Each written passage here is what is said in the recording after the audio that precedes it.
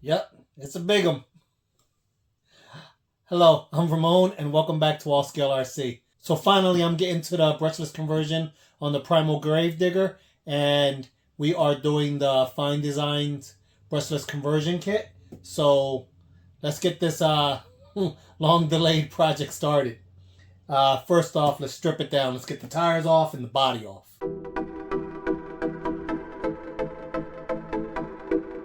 Okay, so now that it's stripped down, now we can proceed with removing the fuel system and the gas motor that came in this thing. So that's next. All right, so we're going to have to remove this fuel tank, these top braces, well, at least these three top braces are going to have to come out. Once they're out, I think we should have a clear shot. Exhaust bracket, it looks like. Yeah, we're going to undo that exhaust bracket and remove these three. And I think that should allow us to get this thing out. And undo the bolts for the motor. Now the motor appears to be held in place by these two screws here and this screw and this screw there. They appear to be holding the motor in, those four. So we're going to find out. Now the cross brace for the center is a 224. I'm putting the screws in because they use different length screws. The screws on the center brace are shorter. The screws on the outer brace are longer since there is another spacer for the pieces of the chassis. So those screws are longer.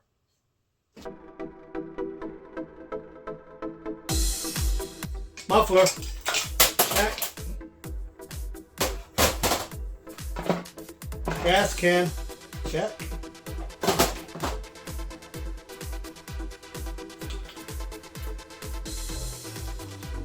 Air filter. Check.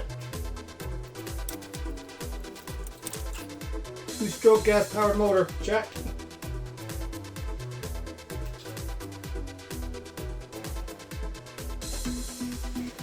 Okay, motor's out. I did have to undo this whole metal plate on this side.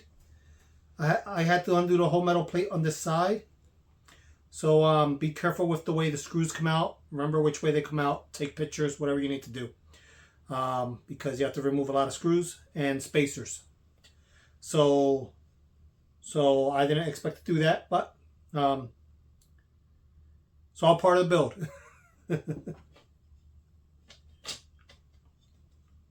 Now there's a servo here that was for the throttle cable, which I still need to remove. Okay, like I said, I'm installing the Fine Designs kit inside the Primal Gravedigger. I forget how many kVs this motor. It still retains a clutch. I know that Exo Caged RC, he removed the clutch springs. I'm not going to do that yet. I don't know what version of the kit he had, so I'm going to try it out with the clutch in it. And if I don't like it, then I'll remove it later. But while I have this plate undone, I'm going to go ahead and mount the motor first because I don't know if I need the extra space. So I'm going to go ahead and put the motor in.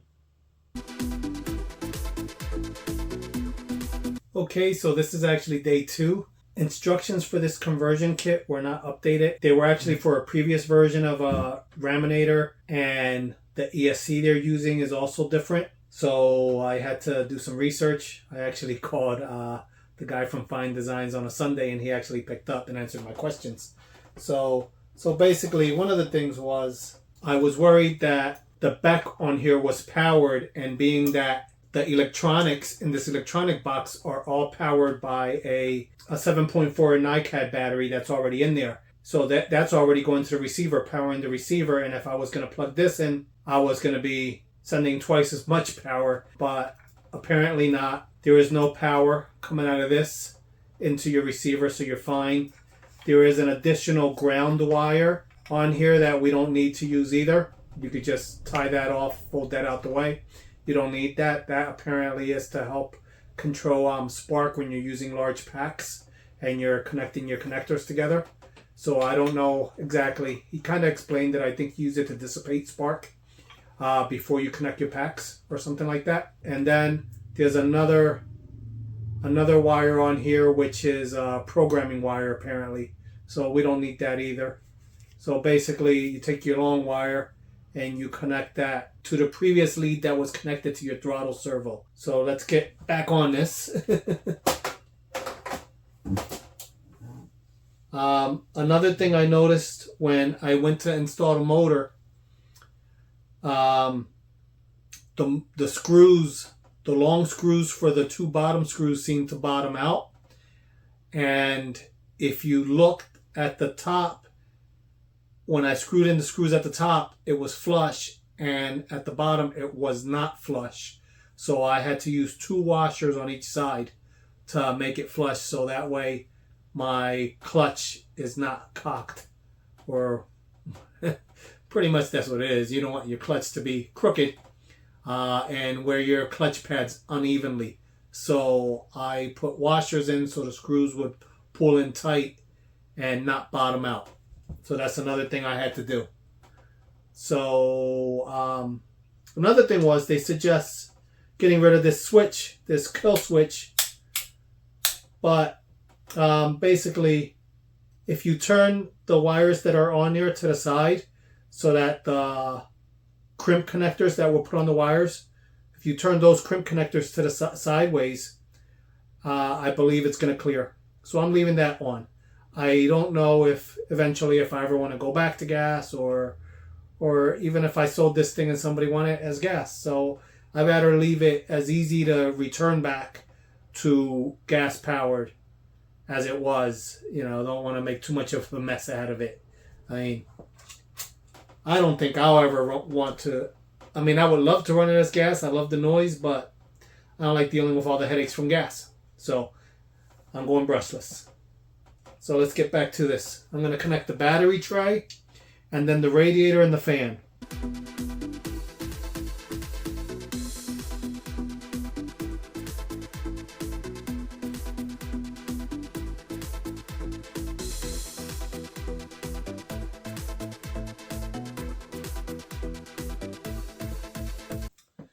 I was just talking to myself because I forgot to turn on the camera.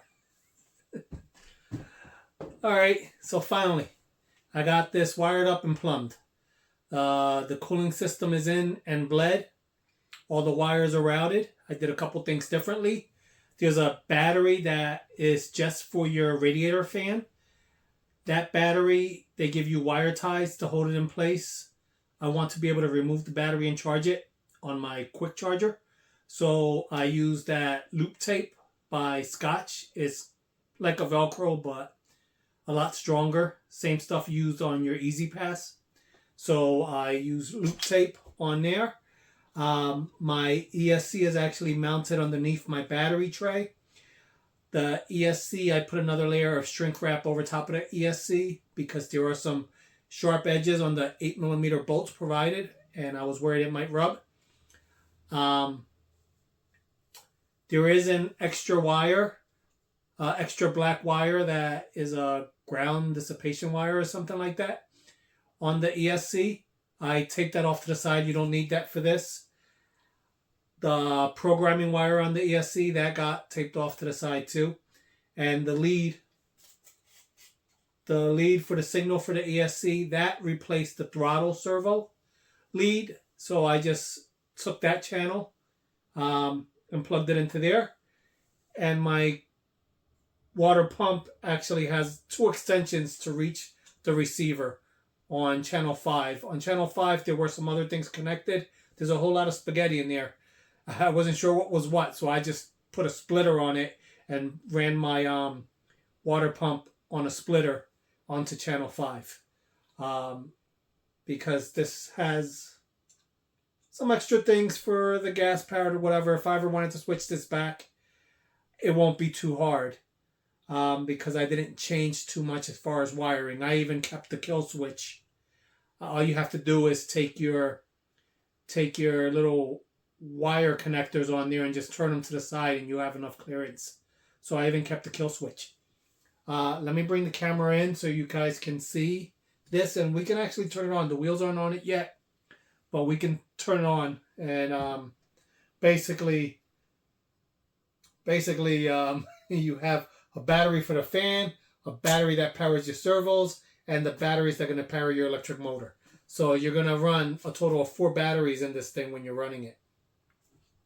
Okay, see, here's the battery that's going to go to this radiator fan. And here's the battery that powers your... That's going to power your servo. That's just an NiCad battery. I don't know if the servo would perform any better with a LiPo or not. But that's a NiCad. Nickel cadmium. And there's all the wires. So I didn't want to just start disconnecting stuff without knowing what it was. So I just put a splitter to power my water pump. And right now I have a jumper. I have a jumper on one of the battery leads. And here's my 4S battery that I'm just going to plug in real fast. Okay. I plugged in the fan. That's plugged in. So there it is. And here's a 4S battery's plugged in. I have the other one jumped out. And this is on that nickel cadmium battery. And we're going to turn this on. This will power up the servos and the water pump. Now you can hear the water pump running. And there is water flowing. You can't tell, but there is water flowing. And didn't turn on my radio first. But now I turned on the radio. And if you...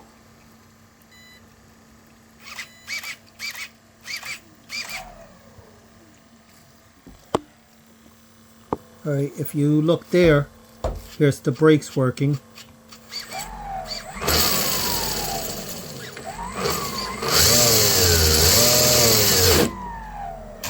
So brakes work.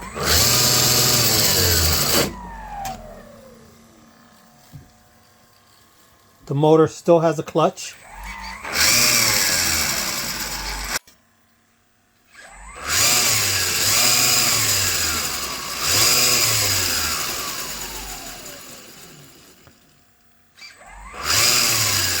There's a delay in between the motor starting and the wheels turning, or the hubs turning, because the clutch has to engage.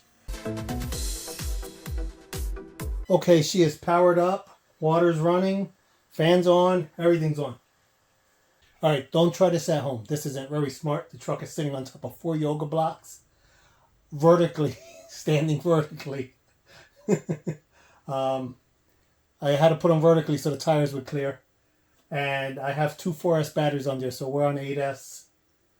And aside from that, you got the 1 battery pack powering the radiator fan, and you got the other battery pack powering the servos. So, okay, that works.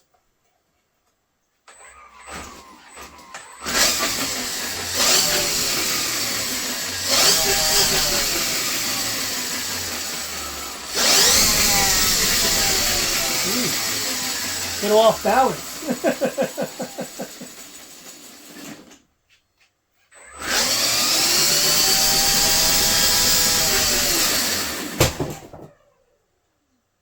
Drop something. Well, it works. It's alive. It's like a giant clod buster.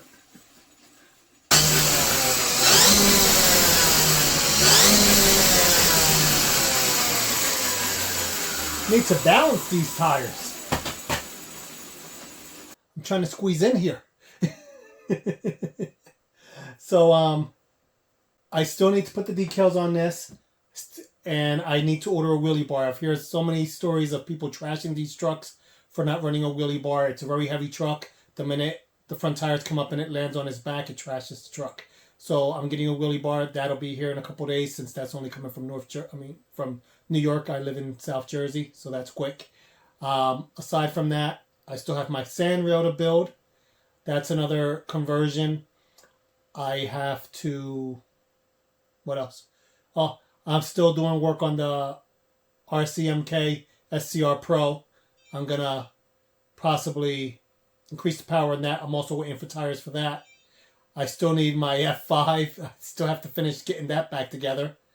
And I am working on my XX10, my T-Rex Cross RC XX10. That's a slow build. That's moving along, but it's a very slow build. So make sure you subscribe so you don't miss my upcoming content. See you guys later. Bye.